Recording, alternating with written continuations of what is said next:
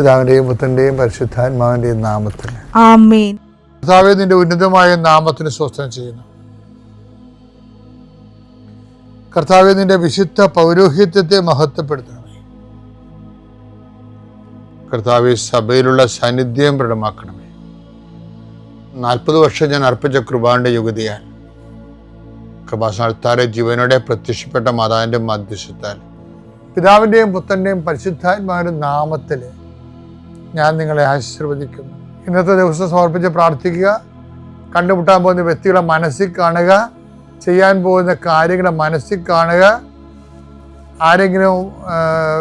ആരുടെയെങ്കിലും തരത്തിലുള്ള നീരസമോ സങ്കടമോ അല്ലെങ്കിൽ ആരെങ്കിലും ഒരു ഭയമോ എന്തെങ്കിലും വിഷയങ്ങളുണ്ടെങ്കിൽ ആ മേഖലകളിലെല്ലാം പരിശുദ്ധമ്മ തൻ്റെ നീല മേലങ്കിയാൽ അങ്ങയുടെ മക്കളെ പൊതിഞ്ഞ് പിടിക്കട്ടെ എന്ന് പ്രാർത്ഥിക്കുന്ന ഇന്നത്തെ എല്ലാ ഉത്തരവാദിത്തങ്ങളും നിറവേറ്റിക്കൊണ്ട് നിങ്ങൾ രാത്രി തിരിച്ചു വരുമ്പോഴേ സമാധാനം നിങ്ങളുടെ ഹൃദയത്തിൽ ഉണ്ടാകാൻ ഇടയാക്കട്ടെ എന്ന് പ്രാർത്ഥിക്കുന്നു. നിത്യം പിതാവും പുത്രനും പരിശുദ്ധാത്മാവിനെ അമ്മേ പരിശുദ്ധ അമ്മേ, അമ്മേ പരിശുദ്ധ ദൈവമാതാവേ, കൃപാസനത്തിലൂടെ ഞങ്ങളുടെ ദേശത്തിനും അമ്മ മധ്യസ്ഥം തേടി തന്ന എല്ലാ അനുഗ്രഹങ്ങൾക്കും കൃപകൾക്കും ഞങ്ങളിപ്പോൾ ഹൃദയം നിറഞ്ഞ നന്ദി പറയുന്നു. അമ്മേ പരിശുദ്ധമ്മേ, ദൈവമാതാവേ, 2004 ഡിസംബർ 7 ഉച്ചകഴിഞ്ഞ് 2:30 കൃപാസനത്തിൽ സംഭവിച്ച അമ്മയുടെ പ്രത്യക്ഷപ്പെടലിനെ കുറിച്ച് തിരുസഭയ്ക്ക് സമർപ്പിച്ചിരിക്കുന്ന പഠനരേഖകളുടെ മേൽ സഭാത്മകമായ പഠനം ആരംഭിക്കുവാൻ ഞങ്ങൾ പ്രാർത്ഥിക്കുന്നു. അമ്മേ പരിശുദ്ധമേ, ഭൂസ്വർലോകങ്ങളുടെ രാജ്ഞിയായ അങ്ങേയ്ക്ക് ഭൗമസംരക്ഷണത്തിനായി പ്രപഞ്ചപ്രകൃതിയെ തന്നെ തിരുസഭ പ്രതിഷ്ഠിക്കുവാൻ ഈ പ്രത്യക്ഷീകരണം വഴി ഇടയാക്കണമേ. പരിശുദ്ധമേ, ജപമാല മാതാവേ, സകല കൃപാസനം പ്രാർത്ഥനയോടും ചേർത്ത് ഞങ്ങളിപ്പോൾ പ്രാർത്ഥിക്കുന്ന ഈ കുടുംബത്തിന്റെ പ്രത്യേക നിയോഗം പറ മക്കളെ.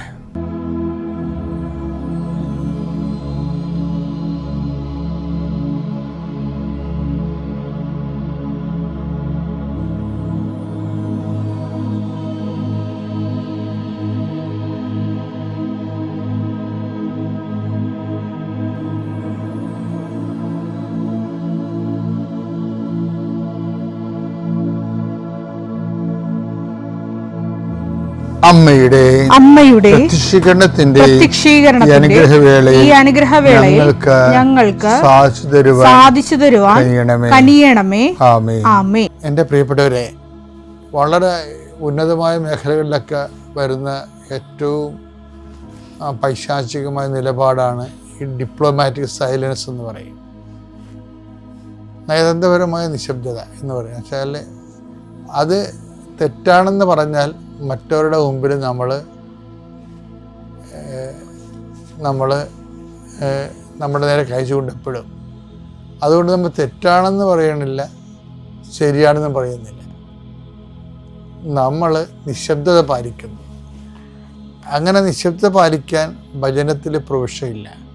നിങ്ങളുടെ ഉത്തരം ഒന്നെങ്കിൽ യെസ് അല്ലെങ്കിൽ നോ എന്നാണ് ഈശോ പറയുന്നത്. അപ്പോൾ അവിടെ ഡിപ്ലോമാറ്റിക് സൈലൻസിൽ ഇല്ല, പ്രൊവിഷൻ ഇല്ല. മത്തായി 5:37 നിങ്ങളുടെ വാക്ക് അതെ അതെ എന്നോ അല്ല അല്ല എന്നോ ആയിരിക്കട്ടെ. ഇതിനപ്പുറമുള്ളത് ദുഷ്ടനിൽ നിന്ന് വരുന്നു. അപ്പൊ ഈ ഡിപ്ലോമാറ്റിക് സൈലൻസുകാരെപ്പം ശ്രദ്ധിക്കണം. അത് ദൈവത്തിൽ നിന്നല്ല ഡിപ്ലോമാറ്റിക് സൈലൻസ് വരണത്, ദുഷ്ടനിൽ നിന്നാണ്. എൻ്റെ മക്കൾ, ഞാനെന്ത് ഇങ്ങനെ പറഞ്ഞെന്നറിയാമോ? ഇത് ഉട്ടോപ്യനാണെന്ന് നിങ്ങൾക്കറിയാം. എന്നുവെച്ചാൽ ഉട്ടോപ്യൻ വെച്ച് കഴിഞ്ഞാൽ ആധ്യാത്മികതയുടെ നിലം തൊടാത്ത സ്ഥലത്ത് മാത്രമേ ഇത് പാലിക്കാൻ പറ്റത്തുള്ളൂ. പക്ഷേ ഇന്നിപ്പോൾ അങ്ങനെ ജീവിക്കുന്ന ആൾക്കാരുടെ എണ്ണം കൂടുതലാണ്. കാര്യം ഉടമ്പടിയുടെ ഓരോ പടികൾ ചെല്ലുന്തോറും മനുഷ്യന്മാർ ദൈവവുമായിട്ടുള്ള റിലേഷൻസ് വളരെ കലർപ്പില്ലാത്ത റിലേഷൻസൊക്കെ വരുന്നു.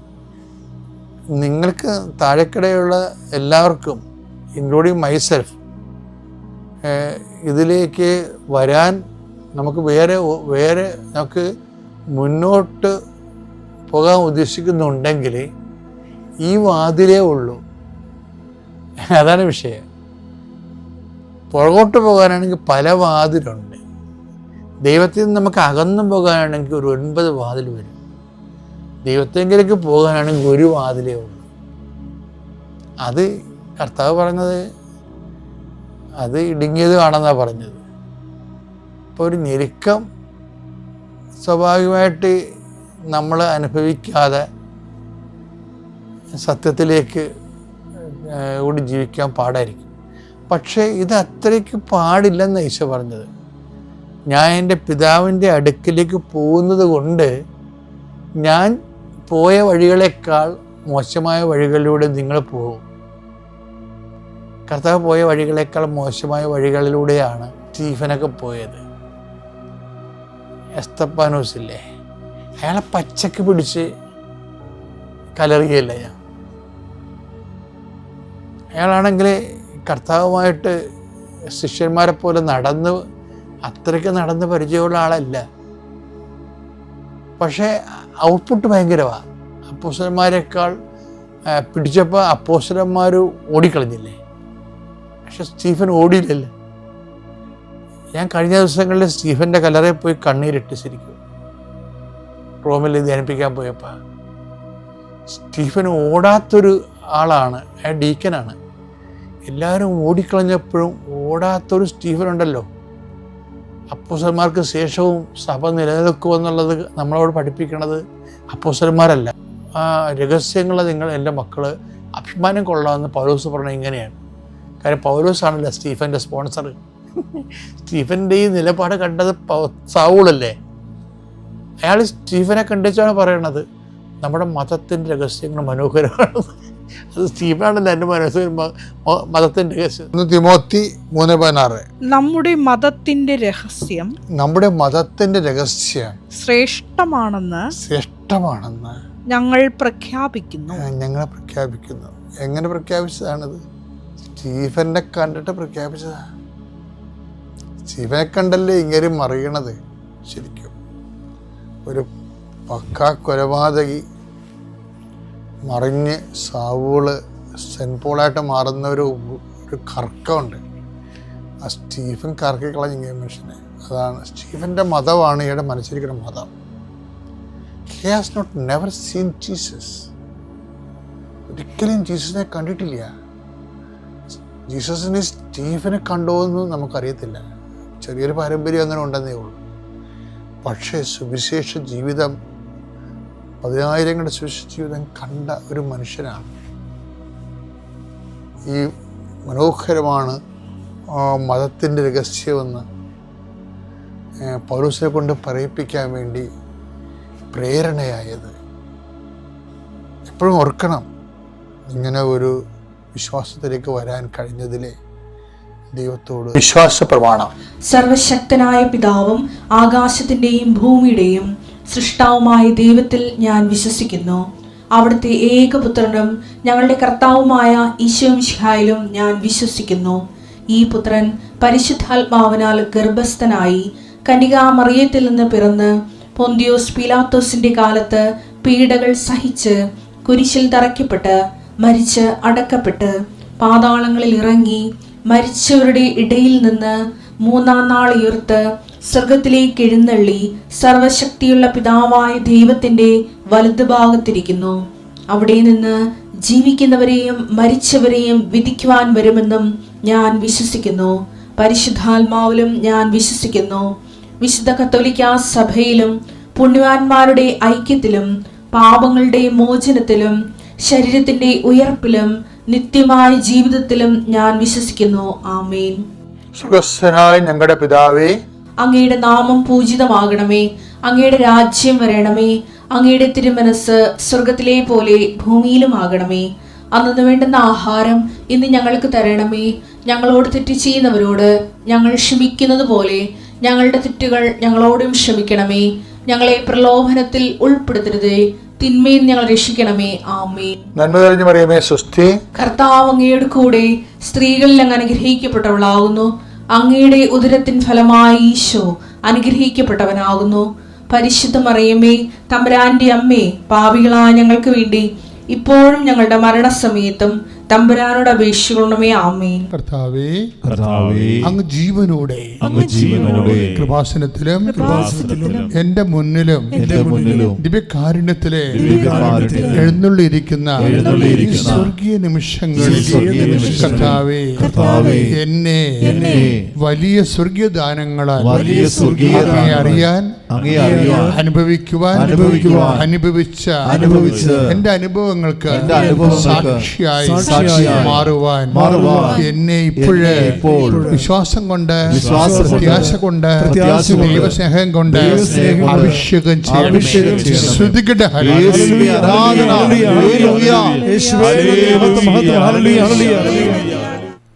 എപ്പോഴും നമ്മൾ ഉടമ്പടി ധ്യാനത്തിൻ്റെ ഈ നിമിഷങ്ങളിലെ ദിവ്യ കുർബാനയിലെ ഈശോ ജീവനോടെ ജ്വലിച്ചു നിൽക്കുന്ന സമയം പരിശുദ്ധ അമ്മ നമുക്ക് വേണ്ടി കനായിൽ എന്നതുപോലെ തൻ്റെ മാധ്യസ്ഥം തുടർന്നുകൊണ്ടിരിക്കുന്ന അതിമനോഹരമായ ഒരു സമയമാണ്. നമ്മൾക്ക് കുറച്ച് ജീവിതത്തിലെ പല വ്യത്യസ്തങ്ങളായ കാലാവസ്ഥകളും അനുഭവങ്ങളുണ്ടാവും. എന്ത് നമുക്ക് അച്ഛനെപ്പോഴും നിങ്ങളോട് പറയുന്ന കാര്യമാണ്, എന്ത് നമുക്ക് സംഭവിക്കുന്നു എന്നുള്ളതിനേക്കാൾ ഉപരി നമ്മളത് എങ്ങനെയാണ് അതിൽ നിന്ന് ആ വിഷയത്തിൽ നമ്മൾ എന്തുമാത്രം അത് നമുക്ക് ദൈവത്തിൻ്റെ മനസ്സിൻ്റെ ഉള്ളിലിരിക്കുന്നത് പോലെ ദൈവഹിതപ്രകാരം ആ വിഷയത്തിൽ നമ്മൾ എങ്ങനെയാണ് കൂടുതൽ ഗ്രേസ്ഫുള്ളാകണത്, അതാണൊരു വിഷയം. ഇപ്പോൾ നമുക്ക് അച്ഛൻ എപ്പോഴും നിങ്ങളോട് പറയാറുള്ളതാണ്, രണ്ട് കാര്യങ്ങൾ നമുക്ക് ദൈവത്തിൽ നമുക്ക് ലഭിക്കും. എന്താണ് കിട്ടുന്നത്? ഒന്ന് കൃപ, രണ്ടാമത്തത് അനുഗ്രഹം. രണ്ട് കാര്യങ്ങൾ അല്ലേ? രണ്ട് കാര്യങ്ങളാണ് ഒരു വ്യക്തിക്ക് ദൈവത്തിൽ നിന്ന് ലഭിക്കണത്. അപ്പോൾ എന്തൊക്കെ കാര്യങ്ങളാണത്? എന്തുകൊണ്ടാണ് രണ്ട് കാര്യങ്ങൾ ലഭിക്കുമെന്ന് പറയാൻ കാരണം, ശരിക്കും പറഞ്ഞാൽ നമുക്ക് കിട്ടുന്ന ഒരൊറ്റ കാര്യമാണ്. ദൈവത്തിൽ നിന്ന് ഇപ്പം നിങ്ങൾ പ്രാർത്ഥിച്ചാലും കുരിശിൻ്റെ വഴി നടത്തിയാലും ഉരുളി നേർച്ച നടത്തിയാലും we are going to get a single grace. എന്താണത്? നമുക്ക് 1 കൊറിന്ത്യൻസ് അച്ഛൻ ഇടക്ക് പറയുന്ന വചനങ്ങളാണ്. 1 കൊറിന്ത്യൻസ് 1:24. എന്താണത്? ദൈവത്തിൻ്റെ ജ്ഞാനവും ദൈവത്തിൻ്റെ ശക്തിയുമായ യേശു ക്രിസ്തു. അപ്പം രണ്ട് കാര്യങ്ങൾ നമുക്ക് ദൈവത്തിൽ നിന്ന് ലഭിക്കും. എന്ത് കിട്ടും? ഒന്ന് ജ്ഞാനം കിട്ടും, രണ്ടാമത്തെ എന്ത് കിട്ടും? ശക്തി. നിങ്ങളെപ്പോഴും ചോദിക്കുന്ന റിസൾട്ടാണ് ഉദ്ദേശിക്കുന്നത്. ഇപ്പോൾ ഒരു കൊച്ചിന് അസുഖം ഉണ്ടായി, അല്ലെങ്കിൽ നിങ്ങൾക്ക് ജോലി നഷ്ടപ്പെട്ടു, അല്ലെങ്കിൽ വീടില്ല, അത് വീട് ആണ് നമുക്ക് കിട്ടണമെന്ന് പറഞ്ഞ് നമ്മളിരിക്കണത്. വീടല്ല കിട്ടുന്നത് നമ്മൾക്ക് കിട്ടുന്നത് വീടല്ല. ഇപ്പം നമ്മുടെ കോശങ്ങൾക്ക് നമുക്ക് എന്താണ് നമ്മൾ കഴിക്കണത്? എന്താണ്? കപ്പ അല്ലെങ്കിൽ ചോറ് അല്ലെങ്കിൽ ചപ്പാത്തി കഴിക്കുന്നു. എന്നിട്ട് ചപ്പാത്തിയായിട്ടാണോ നമ്മുടെ ശരീരത്തിന് ഉള്ളിലിരിക്കണത്? അല്ല, അത് മിനറൽസായിട്ടായിരിക്കണത്. അത് മിനറൽസാണ്. ഈ ചപ്പാത്തിയിലുള്ള ഗോതമ്പിലുള്ള പ്രോട്ടീൻ മെറ്റാബോളിസം സംഭവിച്ച് അത് ദഹനപ്രക്രിയ പച്ചന പ്രക്രിയയിലൂടെ അത് അതിൻ്റെ ഓക്സിജൻ ഉൾപ്പെടെ ഉള്ളത് ഡൈവേർട്ടാക്കി എടുക്കും. ഓക്സിജൻ പോലും അതിൽ നിന്ന് കിട്ടും നമുക്ക്. പച്ചവെള്ളമൊക്കെ കുടിക്കുമ്പോൾ അതുകൊണ്ടാണ് ആൾക്കാർ പറയണത് എന്നാ വെള്ളം കുടിച്ചാലും കുഴപ്പമില്ല, ജ്യൂസോ പാലോ കുടിച്ചോ, പക്ഷേ പച്ചവെള്ളം കുടിക്കുമെന്ന് പറയും. അത് ഓക്സിജൻ്റെ കണ്ടൻറ്റിൻ്റെ പ്രശ്നമാണ്. അപ്പോൾ ബോഡിക്ക് ആവശ്യമായ മെറ്റാബോളിസം നടക്കണമെങ്കിൽ പോലും കോശങ്ങൾ വർക്ക് ചെയ്യണമെങ്കിൽ ഓക്സിജൻ വേണം. ഓക്സിജൻ നമുക്ക് കിട്ടിയിരിക്കുന്നത്, ഓക്സിജൻ എന്ന് പറഞ്ഞാൽ നമ്മൾ സിലിണ്ടറിൽ നമ്മൾ ശ്വസിക്കാൻ വേണ്ടി ഒരു മൗത്ത് പീസൊക്കെ വെച്ച് ശ്വസിക്കുകയാണ് ഓക്സിജൻ. അല്ല, നമുക്ക് ആവശ്യമായ ഓക്സിജൻ നമ്മൾ ശ്വസനത്തിലൂടെ നമുക്ക് ലഭിക്കുന്നുണ്ട്, പിന്നെ നമ്മുടെ ഭക്ഷണപാനീയങ്ങളിലൂടെ ലഭിക്കുന്നുണ്ട്. അപ്പം നമുക്ക് ലഭിക്കണത് ചിലപ്പോൾ കുടിക്കണത് നമുക്ക് പച്ചവെള്ളമായിരിക്കും കുടിക്കണത്, പക്ഷെ അതിൽ നിന്ന് കിട്ടണത് ഓക്സിജനും അതുപോലെ തന്നെ ശരീരത്തിന് ആവശ്യമായ ഡീഹൈഡ്രേഷൻ സംഭവിക്കാതിരിക്കാൻ പറ്റുന്ന കാര്യങ്ങളെല്ലാം കിട്ടും. ഞാൻ പറഞ്ഞു വരുന്നത് അങ്ങനെയല്ല. ഞാൻ ഉദ്ദേശിക്കുന്നത് ദൈവത്തിൽ നിന്ന് നമുക്ക് ലഭിക്കണ വീടല്ല, അല്ലെങ്കിൽ നമ്മുടെ ദൈവത്തിൽ നമുക്ക് ലഭിക്കുന്നത് കുഞ്ഞുങ്ങളല്ല. ശരിക്കും പറഞ്ഞു ദൈവത്തിൽ നമുക്ക് അത് കുഞ്ഞുങ്ങളായി രൂപാന്തരപ്പെടുന്നതാണ്. നിങ്ങൾക്കറിയാമല്ലോ, എല്ലാ വചനങ്ങൾക്കും ഇപ്പം യോഹന്നാൻ 1:14 എന്താ പറയണത്? യോഹന്നാൻ 1:14 എന്നാ പറയണത്? വചനം മാംസമായി നമ്മുടെ ഇടയിൽ വസിച്ചു. അല്ലേ? ഒന്ന് പറഞ്ഞേ, വചനം മാംസമായി നമ്മുടെ ഇടയിൽ വസിച്ചു. അപ്പോൾ വചനത്തിന് എപ്പോഴും കൺവേർഷൻ, മെറ്റാബോളിസം സംഭവിക്കും, കൺവേർഷൻ ഉണ്ടാവും. എന്താണ്? വചനത്തിന്, സ്പിരിറ്റിനെ മെറ്റീരിയലാകാൻ പറ്റും. സ്പിരിറ്റിന് മെറ്റീരിയലായിട്ട് അതിൻ്റെ മെറ്റീരിയൽ റിസൾട്ട് ഉണ്ടാക്കാൻ പറ്റും. അപ്പോൾ ഈ വീട് കിട്ടുക എന്ന് പറയുന്നത് ഒരു മെറ്റീരിയൽ റിസൾട്ടാണ്. പക്ഷെ നമുക്ക് വീടായിട്ട് ദൈവം ഇങ്ങനെ കെട്ടിയിറക്കി തരികയില്ല. ആകാശത്തുനിന്ന് ഒരു വീട് കെട്ടിയിറക്കി തരികയില്ല. നമുക്ക് ലഭിക്കണ എന്താണ് അതിൻ്റെ? ആ ദൈവം നമുക്ക് തരണത് ഒന്നെങ്കിൽ ദൈവത്തിന് 2 കാര്യം നമുക്ക് തരാൻ പറ്റത്തുള്ളൂ. എന്താണ്? ഇപ്പം 1 കൊരിന്ത്യസ് 1:24 എന്താ നമ്മൾ കണ്ടത്? യേശുക്രിസ്തു എന്താ? ആരാണ്? ദൈവത്തിൻ്റെ ശക്തിയും ദൈവത്തിൻ്റെ ശക്തിയും ദൈവത്തിൻ്റെ ജ്ഞാനവുമാണ്. ദൈവത്തിൻ്റെ ജ്ഞാനവും. അപ്പോൾ 2 ഫാക്കൽറ്റിയിൽ 2 റിസൾട്ടാണ് നമുക്ക് കിട്ടാനുള്ള സാധ്യത ദൈവത്തിൽ നിന്ന്. എന്താ കാര്യം? ദൈവത്തിലുള്ളതാണ് നമുക്ക് കിട്ടുന്നത്. ദൈവത്തിൽ എന്തുണ്ട്? 2 കാര്യങ്ങൾ ദൈവത്തിലുണ്ട്. ദൈവത്തിൽ ജ്ഞാനമുണ്ട്, ദൈവത്തിൽ ശക്തിയുണ്ട്. എന്താ സംഭവിച്ചാൽ ഒരേ സമയം തന്നെ ജ്ഞാനമെന്ന് പറയണത് എന്താണ്? ഈ നമ്മളെ തിയോളജിക്കൽ വെർച്യൂസ് എന്ന് പറയുന്ന വിശ്വാസം, പ്രത്യാശ, സ്നേഹം. ഞാൻ അതിൻ്റെ അകത്ത് ഒരെണ്ണം കൂടി കൂട്ടി വെച്ചിട്ടുണ്ട്. വെറുതെ കൂട്ടി മടത്തരം കാണിച്ചതല്ല ദൈവികമായ കാര്യങ്ങളോട്, മറിച്ച് വർഷങ്ങളായിട്ട് ജനങ്ങളെ ധ്യാനിപ്പിക്കുമ്പോൾ ഈശോ പറഞ്ഞ കാര്യങ്ങളാണ്. ഇതെല്ലാം ഇഫക്റ്റ് ചെയ്യണ സമർപ്പണത്തിലാണ്. വിശ്വാസം ഉണ്ടായാലും നിങ്ങൾക്ക് സമർപ്പണമില്ലെങ്കിൽ ഒരു കഥയുമില്ല. പൗലോസ് അപ്പോസ്തലൻ എന്താ പറയണത്? മലക്കന്മാരുടെ ഭാഷ സംസാരിക്കാം, സ്നേഹമില്ലെങ്കിൽ ശൂന്യമാണ്. പക്ഷേ അതിനേക്കാൾ വലുതാണ് സമർപ്പണമെന്ന് പറയണത്. കാര്യം സമർപ്പണത്തിന് സ്നേഹം വേണം. സമർപ്പണം വെച്ചാൽ ഒരു സ്നേഹം തിയറട്ടിക്കലായിട്ട് നമുക്ക് സ്നേഹം ഉണ്ടാകാം. തിയറട്ടിക്കലായിട്ട് നമുക്ക് സ്നേഹം ഉണ്ടാകാം. പക്ഷേ പ്രാക്ടിക്കൽ ലവ് എന്ന് പറയുന്നത് സമർപ്പണമാണ്. അത് നിങ്ങളത് കുറച്ചുകൂടി ധ്യാനിക്കുമ്പോൾ എനിക്കത് മനസ്സിലാകും. എല്ലാവർക്കും, എല്ലാവരോടും, എല്ലാത്തിനോടും എല്ലാം നമുക്ക് ഇപ്പോൾ പ്രപഞ്ചത്തിനോടും പരിസ്ഥിതിയോടും ബന്ധുക്കളോടും സ്വന്തപ്പെട്ടവരെല്ലാം നമുക്ക് സ്നേഹം ഉണ്ടാകാം. പല സ്നേഹങ്ങളും തിയറട്ടിക്കലാണ്. പരിസ്ഥിതിയോട് നമുക്ക് സ്നേഹമുണ്ട്. പക്ഷെ ഒരു പാമ്പ് നമ്മുടെ വീട്ടിൽ വന്നാൽ നമ്മൾ അടിച്ചു കൊല്ലും. ദാറ്റ് മീൻസ് അതായത് this is simple, very simple. That means നമുക്ക് പരിസ്ഥിതിയോട് സ്നേഹമാണെന്ന് പറയുന്നു.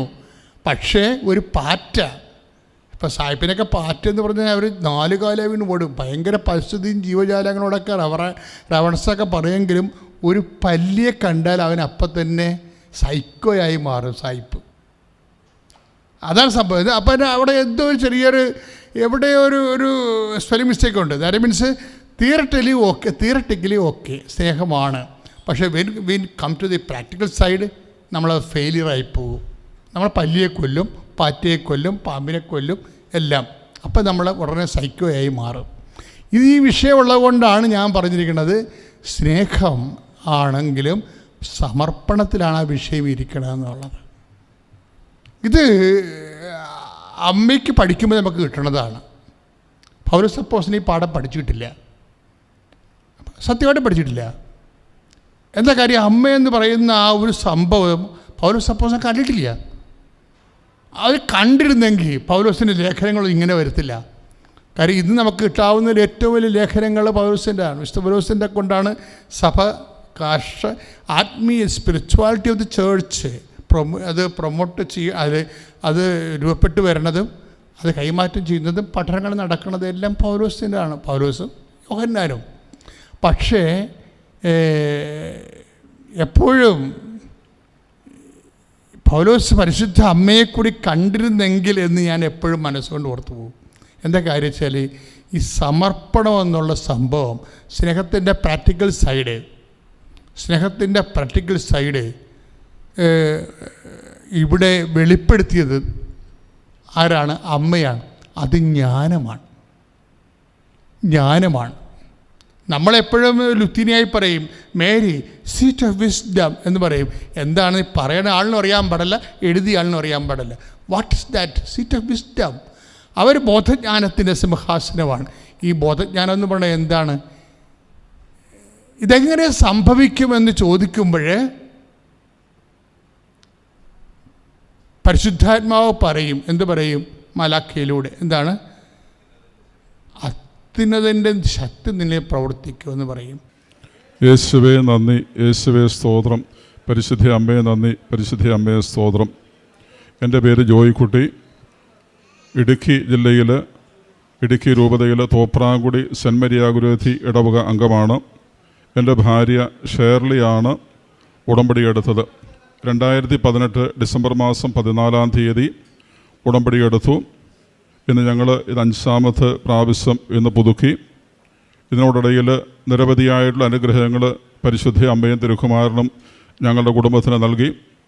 ഫെബ്രുവരി മാസം 7 ഇതിനു മുൻപ് ഞങ്ങൾ പുതുക്കിയപ്പോൾ വച്ചിരുന്ന നിയോഗം, ഞങ്ങളുടെ മകൻ ഡിഗ്രി പാസ്സായി ഉന്നത വിദ്യാഭ്യാസത്തിന് വേണ്ടിയിട്ട് കാനഡയ്ക്ക് പോകുവാനായിട്ട് ആഗ്രഹിച്ചിരുന്നു. അതിന് പ്രകാരം 2 പ്രാവശ്യം IELTS പരീക്ഷ എഴുതി.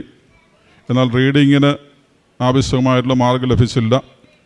തുടർന്ന് ഞങ്ങൾ ഫെബ്രുവരി മാസം 7 പുതുക്കിയപ്പോൾ പ്രത്യേക 1ാമത്തെ നിയോഗമായിട്ട് വെച്ചത് ഫെബ്രുവരി മാസം 17 20 ആയിട്ട് നടക്കുന്ന IELTS പരീക്ഷയിൽ ഞങ്ങളുടെ മകന് കാനഡയ്ക്ക് പഠിക്കുന്നതിന് ആവശ്യമായിട്ടുള്ള മാർക്ക് IELTS പരീക്ഷയിൽ നൽകണമേ എന്ന് അമ്മ മാതാവിനോട് പ്രാർത്ഥിച്ചു. ഞങ്ങളുടെ മകൻ പരീക്ഷ എഴുതുവാനായിട്ട് പോയപ്പോൾ പഞ്ചരിച്ച കാശ് രൂപം അവൻ്റെ കയ്യിൽ കൊടുത്തു വിട്ടു. കൂടാതെ പരീക്ഷയുടെ സമയത്ത് ഞങ്ങൾ പരിശുദ്ധ മാതാവിൻ്റെ തിരുമുൻപാകെ തിരികൾ കത്തിച്ച് വെച്ച് പ്രത്യക്ഷീകരണ പ്രാർത്ഥനയും ജപമാലയും ചൊല്ലി. എന്തായിരുന്ന അത്ഭുതകരമായി എന്ന് പറയട്ടെ, പരിശുദ്ധ അമ്മയും തിരുക്കുമാരനും ഇടപെട്ട് ആ പരീക്ഷയിൽ കാനഡയ്ക്ക് പഠിക്കുന്നതിന് ആവശ്യമായതിൽ കൂടുതൽ മാർക്ക് നൽകി അമ്മ ഞങ്ങളെയും ഞങ്ങളുടെ കുടുംബത്തെയും ഞങ്ങളുടെ മകനെയും സഹായിച്ചു. പരിശുദ്ധ അമ്മയ്ക്കും തിരുക്കുമാരനും 1000 നന്ദി. 2ാമത്തെ നിയോഗമായിട്ട് ഞങ്ങൾ വെച്ചിരുന്നത് ഞങ്ങളുടെ മകന് കാനഡയിൽ പഠിക്കുന്നതിന് ആവശ്യമായിട്ടുള്ള സാഹചര്യം ഒരുക്കി തരണമെന്നുള്ളതായിരുന്നു.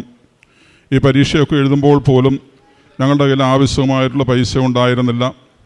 ഏതാണ്ട് 60,000 രൂപയിൽ താഴെ മാത്രമേ ഞങ്ങളുടെ കൈവശമുണ്ടായിരുന്നുള്ളൂ. ഏതായിരുന്നാലും ഏപ്രിൽ മാസത്തിൽ കാനഡയിൽ നിന്നും ഓഫർ ലെറ്റർ ലഭിച്ചു. അതിന് പ്രകാരം ആ ഓഫർ ലെറ്റർ നിബന്ധനകളോടുകൂടിയുള്ള ഓഫർ ലെറ്റർ ആയിരുന്നു. ഏപ്രിൽ മാസം 27 മുൻപായിട്ട് ഫീസ് പൂർണ്ണമായിട്ട് അടയ്ക്കണം. അതല്ല എങ്കിൽ ഏപ്രിൽ മാസം 14 മുൻപായിട്ട് 1.5 ലക്ഷം രൂപ അടയ്ക്കുകയാണെങ്കിൽ സീറ്റ് ബുക്ക് ചെയ്യാം, ബാക്കി പൈസ ഉണ്ടാക്കി അടയ്ക്കണമെന്നുള്ള വ്യവസ്ഥയിലായിരുന്നു ഞങ്ങൾക്ക് ഓഫർ ലെറ്റർ ലഭിച്ചത്. ഏപ്രിൽ മാസം 8 ഞങ്ങൾ ഓഫർ ലെറ്ററുമായിട്ട് ഇവിടെ ജോസഫ് അച്ഛൻ്റെ അടുക്കൽ വന്നു. പരിശുദ്ധ അമ്മയുടെ ഈ ആൾത്താരിൽ കയറുന്ന പ്രാർത്ഥിച്ചു. അച്ഛൻ ഞങ്ങളെ പ്രാർത്ഥിച്ച് അനുഗ്രഹിച്ചു. ഞങ്ങൾ ആവശ്യമായിട്ടുള്ള പൈസയ്ക്ക് വേണ്ടി ശ്രമിച്ചു. ലോൺ എടുക്കാനുള്ള സംവിധാനത്തെക്കുറിച്ച് ആലോചിച്ചു. ഞങ്ങളുടെ മേഖലയിൽ ഞങ്ങളുടെ സ്ഥലത്തിന് പട്ടയമില്ലാത്തതുകൊണ്ട് സ്വന്തമായിട്ട് ലോൺ ലഭ്യമായില്ല. മറ്റ് ബന്ധുക്കളുടെ ഭാഗത്തു നിന്ന് പട്ടയം നൽകി സഹായിക്കാനുള്ള സന്നദ്ധത പ്രകടിപ്പിച്ചു. എന്നാൽ ബാങ്കിൽ ചെന്നപ്പോൾ ആവശ്യമായുള്ള റോഡ് സൗകര്യമില്ല എന്ന് പറഞ്ഞ് ആ ലോണിൻ്റെ നിബന്ധനകളും ബാങ്ക് നിരസിച്ചു. ഇങ്ങനെ വളരെ ബുദ്ധിമുട്ടുന്ന അവസരത്തിൽ യഥാസമയം ഞങ്ങൾക്ക് പൈസ അടയ്ക്കാൻ പറ്റിയില്ല. അതുകൊണ്ട് തന്നെ ആ അഡ്മിഷൻ ശരിയായില്ല. പക്ഷെങ്കിൽ അത് തിരുക്കുമാരനും പരിശുദ്ധ അമ്മയും ഞങ്ങൾക്ക് നൽകിയ വലിയൊരു കൃപയായിട്ടാണ് ഈ അവസരത്തിൽ അതിനെ പറയുവാനായിട്ട് ആഗ്രഹിക്കുന്നത്. കാരണം ഈ സമയത്ത് ഞങ്ങളുടെ മകനോടൊപ്പം ഫീസ് അടച്ചിരുന്ന 2 കുട്ടികൾക്ക് വിസ ലഭിച്ചു എങ്കിൽ പോലും സെപ്റ്റംബർ 6 ആരംഭിക്കുന്ന കോഴ്സിനുള്ള വിസ ലഭിച്ചത് സെപ്റ്റംബർ 14 17 നിലവിൽ ആ കുട്ടികൾക്ക് ഇതുവരെ ആ കോഴ്സിൽ ചേരുവാനോ പോകുവാനായിട്ട് കഴിഞ്ഞിട്ടില്ല. അവരത് എക്സ്റ്റെൻഡ് ചെയ്ത് അടുത്ത വർഷത്തേക്കിനായിട്ട് മാറ്റി വെച്ചിരിക്കുകയാണ്. ഞങ്ങൾക്ക് ഈ 1,50,000 രൂപ അടച്ച് നഷ്ടപ്പെടുന്നൊരവസ്ഥ വന്നപ്പോൾ കോളേജിൽ നിന്നും ഇമെയിൽ വന്നു, നിങ്ങൾക്ക് എക്സ്റ്റെൻഡ് ചെയ്യാം, അടുത്ത സെപ്റ്റംബറിലേക്ക് ആ തുക നീക്കി വയ്ക്കാം, അടുത്ത കോഴ്സിന് വേണ്ടിയിട്ട് അപ്ലൈ ചെയ്യാം എന്ന് പറഞ്ഞു. ഈ അവസരത്തിൽ തന്നെ പരിശുദ്ധ അമ്മയോട് ഞങ്ങൾ മുട്ടിപ്പാട് പ്രാർത്ഥിച്ചു. അമ്മ മാതാവിൻ്റെ കരുണയാൽ ഓഗസ്റ്റ് മാസത്തിൽ സഹോദരിയും മറ്റൊരു ബന്ധുവും സഹായിച്ച് മോന് ജനുവരിയിൽ പഠിക്കുന്നതിന് ആവശ്യമായിട്ടുള്ള സാമ്പത്തികം ലഭ്യമാവുകയും ഓഗസ്റ്റ് മാസം 27-ാം തീയതി ആ പൈസ അടയ്ക്കുകയും ചെയ്തു. നമുക്കറിയാം, ഇന്ന് പുതിയ നിബന്ധന അനുസരിച്ച് 138 ദിവസം വേണം കാനഡയ്ക്ക് വിസ പ്രോസസ്സിംഗ് നടക്കുവാൻ. എന്നാൽ പരിശുദ്ധ അമ്മയുടെ സഹായത്താൽ ഞങ്ങൾ ഒക്ടോബർ മാസം 29-ാം തീയതി മഹാജപമാല റാലിയിൽ ഞങ്ങൾ 3 പേർ ഇവിടെ പങ്കെടുത്തതിന് ശേഷം വീട്ടിൽ ചെന്ന് 3-ാമത്തെ ദിവസം ഒക്ടോബർ മാസം 31-ാം തീയതി അതായത് വിസയ്ക്ക് അപ്ലൈ ചെയ്ത് 63-ാമത്തെ ദിവസം കാനഡയ്ക്ക് പഠിക്കുന്നതിന് ആവശ്യമായിട്ടുള്ള വിസ നൽകി അമ്മ ഞങ്ങളെയും ഞങ്ങളുടെ കുടുംബത്തെ അനുഗ്രഹിച്ചു. അമ്മയ്ക്കും തിരുക്കുമാരനും 1000 നന്ദി. ഇതോടൊപ്പം തന്നെ മറ്റൊരു വലിയ അനുഗ്രഹം എന്ന് പറയുന്നത്, ഞങ്ങളുടെ മോന് വിസ ലഭ്യമായി കാനഡയ്ക്ക് പോകുവാനായിട്ടുള്ള കാര്യങ്ങളൊക്കെ ചെയ്തപ്പോൾ അവൻ ഡ്രൈവിംഗ് ലൈസൻസിലെയും പാസ്പോർട്ടിലെയും പേരുകൾ വ്യത്യാസമുണ്ട്. ഡ്രൈവിംഗ് ലൈസൻസിൽ ഡെഷിൻ ബി ജോയി എന്നാണ് രേഖപ്പെടുത്തിയിരുന്നത്. എന്നാൽ പാസ്പോർട്ടിലത് വന്നപ്പോൾ ഡെഷിൻ പരിക്കമാക്കൽ ജോയി എന്നായിരുന്നു. അപ്പോൾ അവിടെ ചെല്ലുമ്പോൾ അവൻ്റെ ഡ്രൈവിംഗ് ലൈസൻസ് പുതുക്കാൻ പറ്റാത്ത, ഇൻ്റർനാഷണൽ ലൈസൻസായിട്ട് കിട്ടാത്ത ഒരു സാഹചര്യമുണ്ട്. അവിടെ ആദ്യഘട്ടം മുതൽ ലേണേഴ്സ് മുതൽ എടുത്താൽ മാത്രമേ അവിടെ വാഹനം ഓടിക്കാൻ